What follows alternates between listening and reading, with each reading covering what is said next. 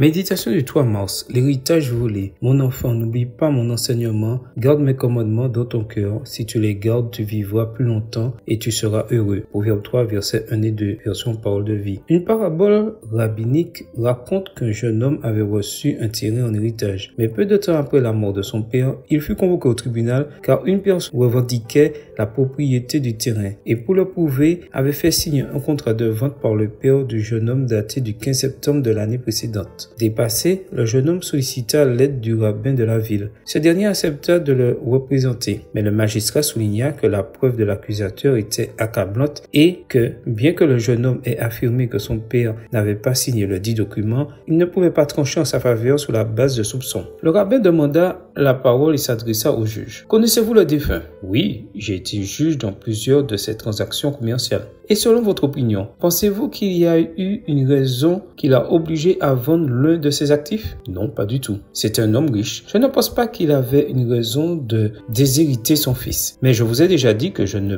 peux pas me laisser guider par des hypothèses. D'accord, dit le rabbin. Laissez-moi vous demander autre chose. Saviez-vous que le défunt était dévoué à la religion juive? Oh oui, pour rien au monde, il ne me vient à l'esprit qu'il aurait pu faire quelque chose de contraire à ce qu'indique la Torah, déclara le juge. Le rabbin remit ensuite au juge un calendrier. Pouvez-vous vous-même regarder à quel jour de la semaine correspond la date du document en question? Le juge regarda le calendrier et dit, cette date tombait un samedi. Même si vous ne vous fiez pas à des hypothèses, pensez-vous que le défunt aurait effectué une transaction commerciale le jour du sabbat? Il y eut un murmure dans la salle. Puis le juge exigea que l'accusateur dise la vérité. Accablé, l'accusateur avoir contrefait la signature du défunt. Dans cette parabole, le sabbat sert de témoin pour protéger les droits du jeune héritier. Je pense que nous avons besoin de cette perspective de la loi de Dieu aujourd'hui. Les commandements ne sont pas un ensemble d'impositions et de règles, mais un mécanisme conçu par Dieu pour garantir notre bonheur. Par conséquent, la meilleure option sera toujours la volonté de Dieu pour nos vies. Amen. Bonne journée à toi et que le Seigneur te bénisse.